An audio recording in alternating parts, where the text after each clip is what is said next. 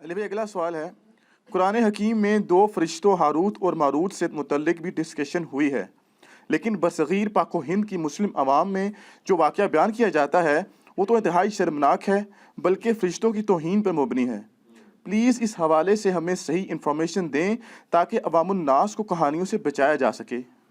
عوام الناس کو کہانیوں سے بچانے کے لیے میرے بھائی آپ کو کہانی بازوں سے توڑ کے نا کتابوں کے ساتھ جوڑنا پڑے گا، اور آپ کو ایک دفعہ بڑے احترام سے ان کے سامنے عرض کرنی ہوگی کیا کہ مرنے سے پہلے اے مسلمان کر لے اس پہ غور، کتابوں کا خدا اور ہے، بابوں کا خدا اور۔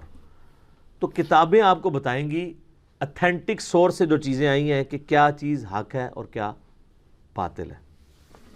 یہ ہاروت اور ماروت کے بارے میں جو پبلک کے اندر مشہور ہے ہم آپ کو بتا دیتے ہیں، اور اس کا سورس بعض کتابوں کے اندر موجود ہے، لیکن محدثین نے سخت جرح کی ہوئی ہے کہ یہ واقعات مجہول راویوں نے بیان کیے ہیں۔ آپ ذرا اس بات کو سمجھ لیں، چونکہ اسلام نے دو بڑی سپر پاورز اکھاڑی تھیں، رومن امپائر اور پرشین امپائر، لہٰذا کئی لوگوں نے اس وقت اسلام کے غلبے کی وجہ سے دب کے اسلام تو قبول کر لیا، لیکن بعد میں یہ ہوا کہ انہوں نے اسلام کے ساتھ اپنی دشمنی نبھائی۔ اوپر سے یعنی اسلام قبول کر لیا، اندر سے ان کے اندر جذبہ پایا جاتا تھا اسلام دشمنی کا، انہوں نے جھوٹی روایتیں گھڑنی شروع کی۔ اسی طریقے سے مجہول الحال لاپتہ ان نون لوگوں کی روایتیں بھی چلنی شروع ہوئیں۔ محدثین نے شکر ہے پورا ایک اسماء و رجال کا علم ڈیولپ کیا، جس کے تحت بتا دیتے ہیں کہ یہ روایت اگرچہ مسند امام احمد میں لکھی ہوئی ہے، صحیح ابن حبان میں بھی موجود ہے، المستدرک الحاکم میں بھی موجود ہے، ہاروت اور ماروت سے متعلق جو قصے ہیں کو جوڑ جاڑ کے آلموسٹ وہ سٹوری بن جاتی ہے، لیکن اصول محدثین پہ زیرو سے ملٹیپلائی ہے، نہ وہ قرآن میں فٹ ان بیٹھتی ہے، نہ بخاری مسلم میں فٹ ان بیٹھتی ہے۔ ہاروت اور ماروت کا ذکر قرآن حکیم میں اللہ تعالیٰ نے سورہ البقرہ کے اندر کیا ہے۔ سورۃ البقرہ کی آیت نمبر ہے، اعوذ باللہ من الشیطان الرجیم، بسم اللہ الرحمن الرحیم، 102 ہے غالباً، جہاں پہ اللہ تعالیٰ نے اس چیز کو ایڈریس کیا۔ ہاں جی 102، اعوذ باللہ من الشیطان الرجیم، بسم اللہ الرحمن الرحیم۔ اللہ تعالیٰ یہودیوں کا ذکر کر رہا ہے کہ یہودیوں نے جب پیغمبروں کی تعلیمات کو پس پش ڈال دیا تو اس کا اینڈ رزلٹ پھر یہ ہوا کہ تعویذ دھاگوں کے پیچھے پڑ گئے۔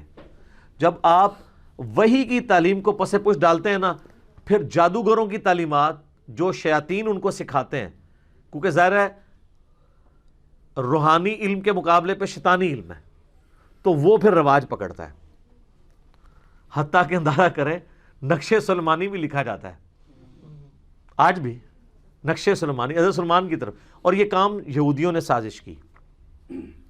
یہودیوں نے کیسے سازش کی؟ انہوں نے سازش اس طرح کی کہ حضرت سلیمان علیہ السلام کو اللہ تعالیٰ نے بڑے غیر معمولی معجزات دیے تھے۔ سورہ سعد پڑھ کے دیکھیں، سورہ سبا پڑھ کے دیکھیں، میرا تخت بلقیس والا کلپ دیکھیں، میں نے حضرت سلیمان علیہ السلام کا تعارف کروایا، سیدنا سلیمان ابن داود علیہ السلام۔ ان کو پرندوں کی بولیاں اللہ نے سکھائی تھی، ہواؤں پہ ان کی حکومت تھی، صبح اور شام کی ان کی جو ٹریولنگ ہے وہ ایک ایک مہینے کے برابر وہ تخت پہ سفر کرتے تھے، پہاڑ ان کے ساتھ تسبیحات کرتے تھے، جنات ان کے لیے مسخر تھے جو سمندروں میں غوطے لگاتے تھے، بڑی بڑی عمارتیں اور تماثیل ان کے لیے وہ کریٹ کرتے تھے۔ اتنے غیر معمولی ان کو اللہ تعالیٰ نے نا پاورز دی تھی سلیمان علیہ السلام کو۔ ایسی بادشاہت نہ سلیمان علیہ السلام سے پہلے کسی نے اس روئے ارض پہ دیکھی ہے، نہ قیامت تک۔ وہ تو قرآن میں بھی ذکر ہے، انہوں نے دعا کی تھی، اللہ جو تو نے مجھے دیا ہے نا میرے بعد کسی کو نہ دینا، اللہ نے ان کی دعا قبول کی ہے۔ تو اب اتنی غیر معمولی پاور تھی تو ظاہر ہے پھر شیطان نے اس کے اگینسٹ زور بھی غیر معمولی لگایا، ٹھیک ہے۔ تو حضرت سلیمان علیہ السلام کے پیچھے اللہ تھا، انہوں نے شیاطین کو، جادوگروں کو، ان کو قابو کر لیا، ان سے وہ کام لیتے تھے، قرآن میں ذکر ہے۔ قرآن میں بس اتنا ہی ہے۔ یہ جو سورہ بقرہ کی آیت نمبر 102 ہے نا، اس کے کانٹیکسٹ میں اس کو میں بعد میں کور کرتا ہوں۔ المستدرک الحاکم میں ایک حدیث ہے صحیح سند کے ساتھ کہ عبداللہ ابن عباس کے پاس ایک بندہ آتا ہے کوفے سے، تو اس سے پوچھتے ہیں کوفے کا کیا حال ہے؟ انہوں نے کہا کوفے کا حال یہ ہے کہ کوفے کے لوگ تو یہ عقیدہ رکھتے ہیں کہ حضرت علی علیہ السلام مرے نہیں ہیں بلکہ وہ روپوش ہو گئے ہیں، ان قریب دوبارہ ظاہر ہو جائیں گے، پردہ فرما لیا۔ تو ابن عباس کو غصہ آ گیا۔ دیکھیں صحابہ کرام کس طرح عقیدے کی اصلاح کرتے تھے۔ انہوں نے کہا کہ اگر علی مرنے کے بعد دوبارہ دنیا میں آ جائے گا تو یہ بتاؤ کہ علی کے مرنے کے بعد اس کی وراثت کیوں تقسیم ہوئی ہے، اس کی عورتوں نے نئے نکاح کیوں کر لیے ہیں؟ آئے ہائے ہائے، یہ صرف نبی کا پروٹوکول ہے کہ اس کی وفات کے بعد اس کی بیوی نکاح نہیں کر سکتی کیونکہ وہ امت کی ماں ہے، یہ نبی کا پروٹوکول ہے سورۃ الاحزاب میں، النبی اولیٰ بالمؤمنین من انفسہم وازواجہ امہاتہم۔ صحابہ میں تو کوئی فوت ہوتا تھا دوسرا صحابی اس کی بیوی سے شادی کر لیتا تھا، خود حضرت علی نے حضرت ابوبکر کی بیوی سے شادی کی ہے ان کی وفات کے بعد، اسماء بنت امیس سے۔ اسی لیے محمد بن ابی بکر جو حضرت ابوبکر کے بیٹے ہیں پرورش ساری مولا علی نے کی ہے، اسی لیے جنگ جمل میں حضرت علی کے ساتھ تھے اور اما عائشہ کو سمجھاتے تھے۔ سیدہ عائشہ کا قاتل کون، وہ آپ میرا کلپ دیکھ لیں، اس میں نے محمد بن ابی بکر کا تعارف بھی کروایا رضی اللہ تعالیٰ عنہ علیہ السلام۔ تو عبداللہ ابن عباس نے جب یہ اس کو پھکی دی نا، انہوں نے کہا کوفے کے لوگوں اگر علی نے مرنے کے بعد دوبارہ دنیا میں آ جانا ہے تو اس کی بیوہ بیویوں نے اور شادیاں کیوں کر لی ہیں اور اس کی وراثت کیوں تقسیم ہو گئی ہے؟ یہ انہوں نے پھکی دی کہ وہ فوت ہو چکے ہیں، کوئی دنیا میں واپس نہیں آ سکتا۔ حتیٰ کہ مسلم شریف کے مقدمے میں ہے جب کچھ تابعین کے دوران ایک بندے نے آ کے لچ تلا کہ جی جب عبداللہ ابن مسعود ہمارے پاس آئے تھے جنگ صفین کے موقع پہ تو انہوں نے ہم سے ایک حدیث بیان کی، تو وہ تابعین کہنے لگے عبداللہ ابن مسعود تو 33 ہجری میں فوت ہو گئے تھے اور جنگ صفین ہوئی ہے 37 ہجری میں، یہ اپنے مرنے کے 4 سال کے بعد عبداللہ ابن مسعود کیا قبر سے نکل کے آگے حدیث بیان کر گئے تھے؟ نا، پہلے نہیں سن لوگ قبریں تو نکل دے۔ ہاں اس تو بعد بشکارلے بزرگ نکلنا شروع ہو گئے کہانیاں، اڑ بھی نہیں نکلتے، اللہ فضل ایس پلیٹ فارم دی برکت اڑ بھی ڈر گئے اڑ نہیں نکلتے، یعنی کہانیوں میں نکلتے تھے، فزیکلی تو پہلے بھی نہیں کبھی نکلے، بیچ میں تھوڑا سا پیریڈ آیا تھا، اب دوبارہ نشت ثانیہ شروع ہو چکی ہے الحمدللہ۔ تو عبداللہ ابن عباس رضی اللہ تعالیٰ عنہ نے کہا کہ اس طرح تو نہیں ہو سکتا، اور پھر انہوں نے کہا اے کوفے کے لوگوں تمہارا حال تو وہی ہے، تم آئے ہو عراق سے، عراق کے لوگ ہی تھے نا، بابل شہر کے رہنے والے، بابل کا نام بھی آئے گا اس میں، بابل ہم اردو میں کہہ رہے ہیں، لفظ بابل ہے اور بیبلونیا انگلش کے اندر دنیا کی سب سے قدیم ثقافت ہے۔ تو یہ تم لوگ ہی تھے نا، جو تمہارے لوگوں کا تو صاحب وہی ہے جو سلمان علیہ السلام نے جب جنات کو قابو کیا تو ابن عباس نے کہا، اور ان کی وہ ساری شیطانی کتابیں جو ہیں جو ان کو شیاطین کچھ خبریں دیتے تھے فرشتوں سے چوری کر کے تو اس میں جھوٹ ملا کے وہ پبلک کو بتاتے تھے، وہ ساری کتابیں قبضے میں لے کے نا سلمان علیہ السلام نے نا اپنے محل کے اندر دفنا دی اپنی کرسی کے نیچے۔ ان کا رعب تو آپ کو پتا تھا نا، قرآن میں آتا ہے کہ فوت ہونے کے کتنے عرصے بعد تک بھی جنوں کو نہیں پتا چلا تو ان کی کرسی کے نزدیک کس نے لگنا تھا۔ بہرحال جب یہ معاملہ حضرت سلمان علیہ السلام فوت ہو گئے، بعد میں لوگوں نے ان کی کرسی کے نیچے سے انہوں نے کہا پتہ نہیں کرسی میں کوئی ایسی طاقت ہے، وہ جب کھدائی کی تو وہ کتابیں نکل آئیں، انہوں نے کہا اچھا یہ سلمان تو جادوگر تھا، یہ جادو کی خزانے ہمارے ہاتھ لگ گئے ہیں، یہ ان کتابوں کے ذریعے وہ سارے کام کرتا تھا۔ ان کے ماننے والوں نے ان کو جادوگر کہہ دیا، کہتے ہیں یار جادو کے بغیر تو اتنا غیر معمولی علم ہو ہی نہیں سکتا، تو اللہ تعالیٰ نے پھر اس کی نفی کیا۔ پھر ابن عباس نے کہا کہ قرآن پڑھ کے دیکھو، اللہ نے سلمان علیہ السلام کو بری کیا ایسے، اور پھر انہوں نے سلمان علیہ السلام سے متعلق آیت نمبر سورۃ البقرہ کی 102 پڑھی ابن عباس نے، اعوذ باللہ من الشیطان الرجیم، وَاتَّبَعُوا مَا تَتْلُو الشَّيَاطِينُ عَلَى مُلْكِ سُلَيْمَانَ، اور سلمان علیہ السلام کے دور حکومت کے اندر لوگوں نے پیروی شروع کر دی شیاطین کی اوپر جو چیزیں نازل ہوتی تھیں جادوگری۔ وَمَا كَفَرَ سُلَيْمَانَ، سلیمان نے کبھی کفر نہیں کیا، ہائے ہائے ہائے، سلمان جادوگر نہیں تھا، وہ اللہ کا پیغمبر تھا۔ وَلَٰكِنَّ الشَّيَاطِينَ كَفَرُوا، بلکہ شیطانوں نے کفر کیا۔ يُعَلِّمُونَ النَّاسَ السِّحْرَ، وہ لوگوں کو جادو سکھاتے تھے۔ وَمَا أُنزِلَ عَلَى الْمَلَكَيْنِ بِبَابِلَ هَارُوتَ وَمَارُوتَ، اور جو ہم نے نازل کیا تھا بابل شہر میں، بیبلونیا میں، ہاروت اور ماروت 2 فرشتوں کے اوپر۔ وہ بھی ایک علم تھا جو لوگوں کی آزمائش کے لیے تھا، ایک جادو کا علم، ایک وہ علم. کیونکہ اللہ تعالیٰ نے کہا کہ سلیمان علیہ السلام چلے گئے ہیں تو اب ذرا چیک تو کیا جائے نا کہ ان کے پکے مخلص ساتھی کون سے ہیں. کئی لوگ تو وہیں پہ ہی ختم ہو گئے نا، جب وہ کتابیں نکلی تو وہ سفلی علوم کے اندر پڑ گئے. جو باقی بچے تھے اللہ نے کہا ان کو بھی میں ذرا آزماؤں گا. سر اللہ چیک تو کرتا ہے نا کہ نبی کے جانے کے بعد انہوں نے کوئی تعلیمات چھوڑ تو نہیں دی. تو اللہ تعالیٰ نے 2 فرشتے وہاں بھیج دیے جو لوگوں کو ایسا علم سکھاتے تھے جس کے ذریعے میاں بیوی میں جدائی ڈال دی جائے. اب یہ بعض لوگ کہتے ہیں نہیں جی فرشتے اس طرح کا برا علم کیسے سکھا سکتے ہیں. وہ یار قرآن میں لکھا ہے کہ وہ آزمائش کے لیے تھا. اور اللہ تعالیٰ نے شیطان کو کس نے پیدا کیا؟ اللہ نے آزمائش کے لیے پیدا کیا ہے نا. ٹھیک ہے نا. ہم کیا کہتے ہیں؟ من شر ما خلق، اے اللہ میں ہر اس چیز کے شر سے تیری پناہ میں آتا ہوں جو پیدا تو نے کی ہے. تو فرشتوں کو اللہ نے آزمائش کے لیے بھیجا ہے. انہوں نے کفر نہیں کیا تھا بلکہ آزمائش کے لیے انسانی شکل میں آئے.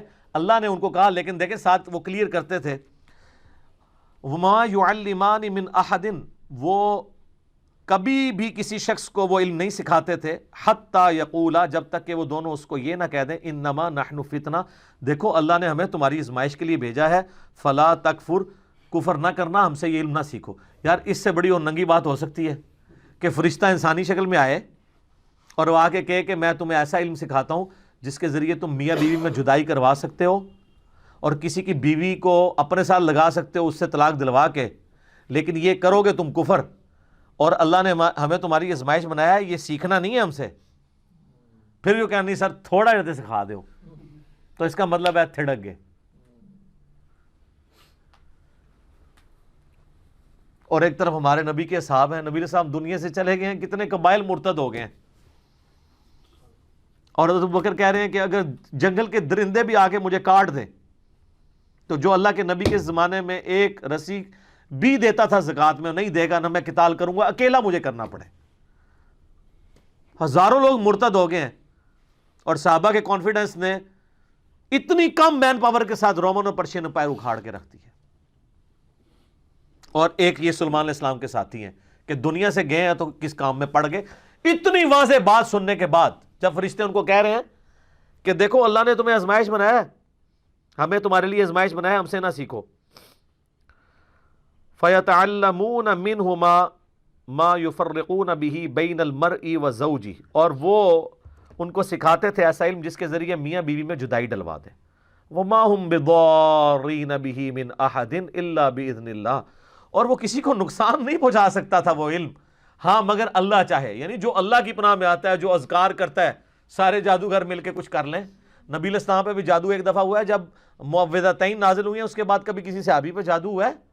حضرت عمر نے پوری دنیا تل پٹ کر دی ہے، سارے جادوگر یروشلم میں بیٹھے تھے، کرتے نا حضرت عمر پہ جادو، بچا لیتے اپنی سلطنتیں؟ نہیں. جب اذکار آ گئے تو پھر جادوؤں کے کام ہے. وَيَتَعَلَّمُونَ مَا يَضُرُّهُمْ وَلَا يَنْفَعُهُمْ، اور وہ ایسا علم سیکھتے تھے جو ان کو نقصان ہی پہنچاتا تھا، نفع کو نہیں دیتا تھا.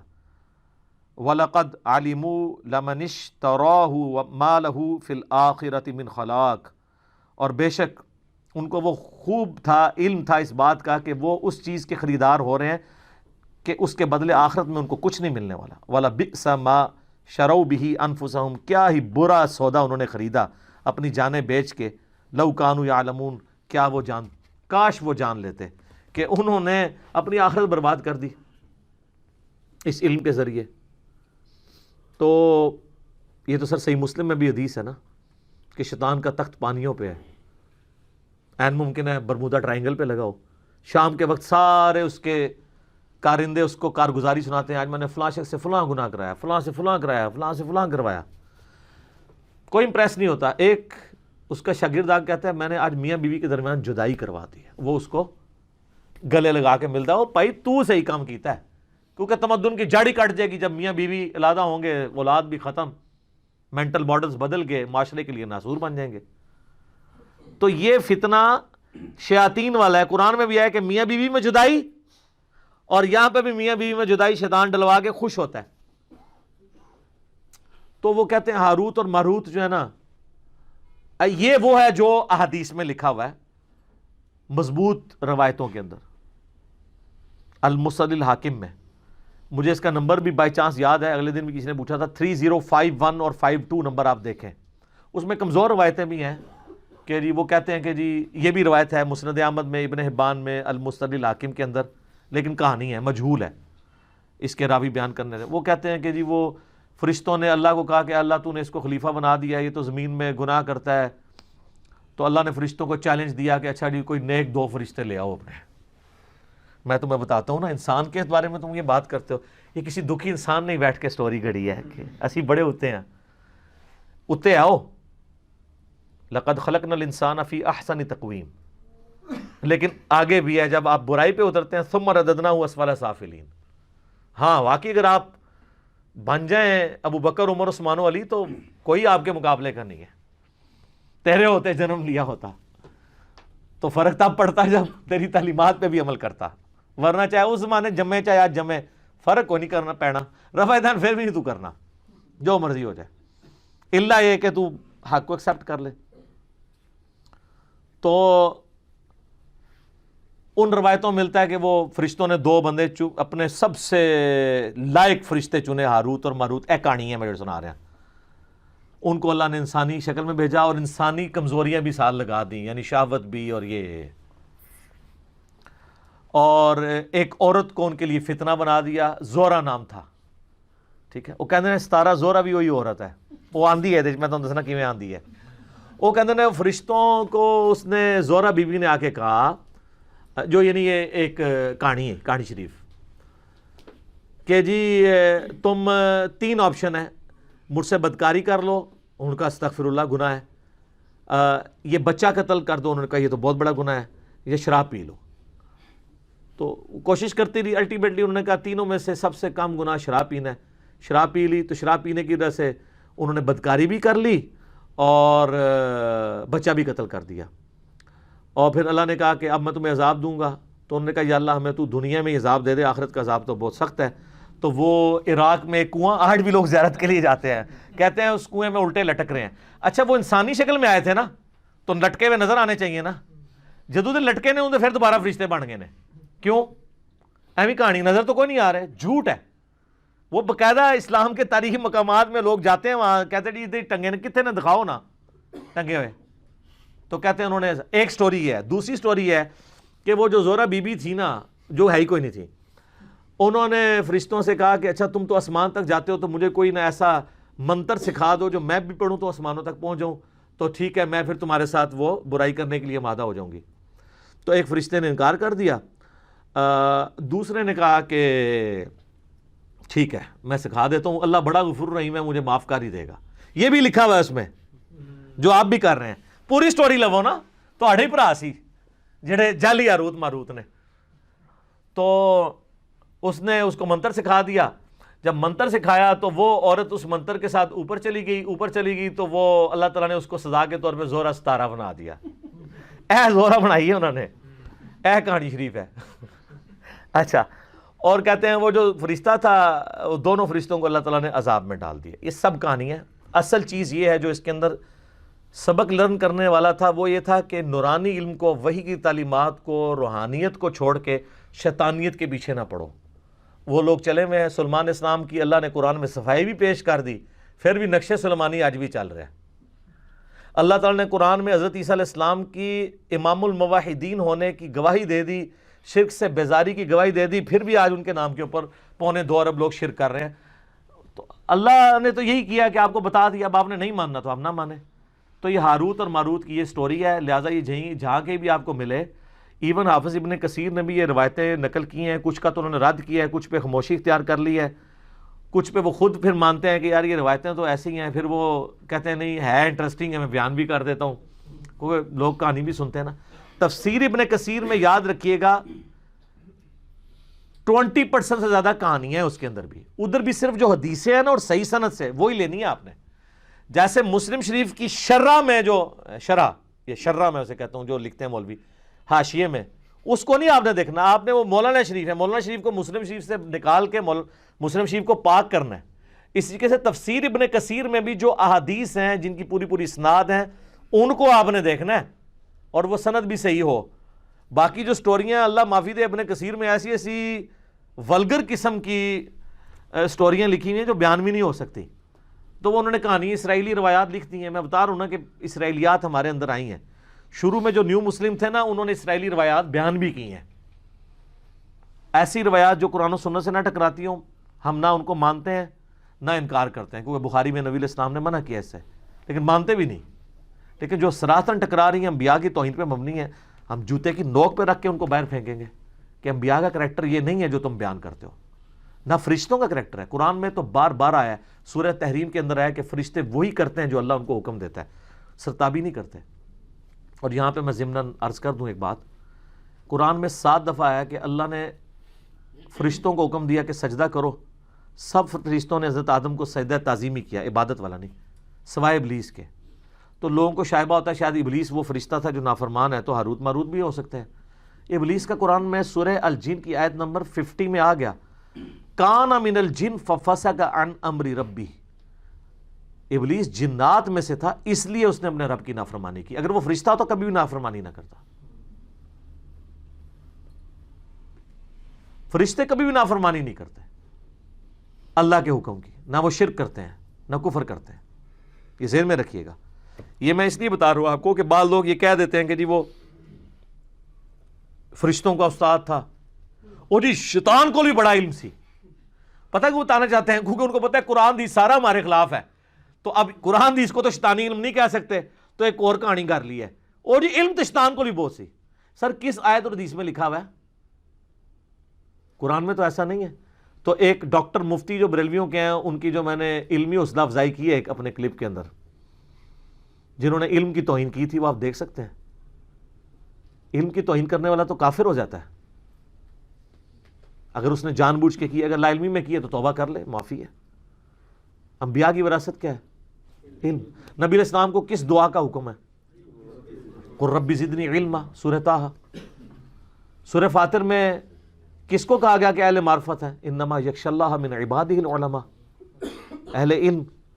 سورہ الزمر میں قل هل يستوي الذين يعلمون والذين لا يعلمون انما يتذكر اولو الالباب. بھلا بتاؤ علم والے اور بغیر علم والے برابر ہو سکتے ہیں؟ نصیحت تو قبول نہیں کرتے مگر عقل والے. سب کچھ علم کے گرد گھومتا ہے اور آپ علم کی توہین کریں. پیر نصیر الدین نصیر رحمہ اللہ تعالیٰ نے نا ان جعلی لوگوں کی مٹی پلید کی ہے، جعلی علماء اور جعلی پیروں کی. ویسے پیر جو اصلی بھی ہوتا ہے نا وہ بھی جعلی ہوتا ہے، کیونکہ عربی میں پے نہیں ہوتی ہے.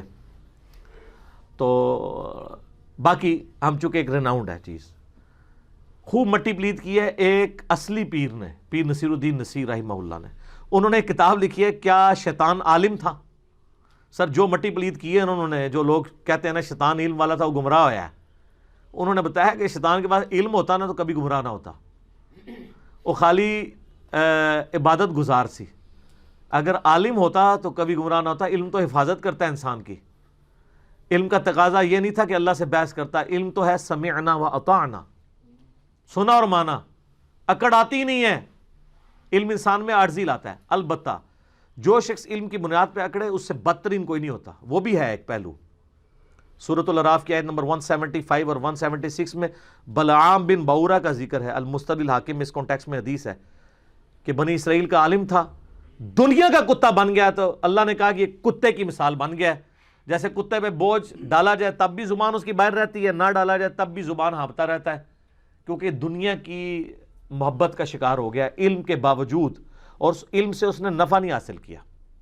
جو علم سے نفع حاصل کرتے ہیں علم ان کی حفاظت کرتا ہے، اور جو علم کو شوکیس میں رکھ دیتے ہیں تو وہ قرآن میں آیا کہ ان گدھوں کی مانند ہے جن کے اوپر پیٹھ پہ کتابیں لدی ہوئی تھی. یہ میں کتابیں رکھتا ہوں، وہ کہتے ہیں نہیں جی وہ تو قرآن میں مثال ہے. یہ سر یہ قرآن میں اس گدھے کی مثال ہے، گدھا شریف کی، کہ جو اپنے کندھے پہ اٹھاتا ہے لیکن وہ پڑھ نہیں سکتا. تو وہ گدھا شریف وہی ہیں جن کے شوکیس میں لکھے ہیں وہ پڑھتے نہیں ہیں. یہاں جو بیٹھے ہوئے ہیں نا وہ پڑھتے ہیں اور آپ کو بھی بتاتے ہیں کہ آپ بھی نکال کے پڑھ لیں.